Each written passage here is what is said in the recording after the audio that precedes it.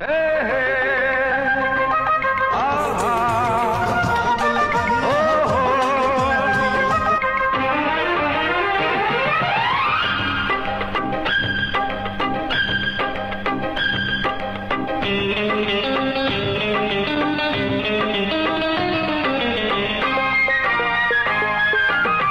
তোমাকে শুধু ভালোবেসে যেতে, তোমারই শুধু প্রিয় তম হতে,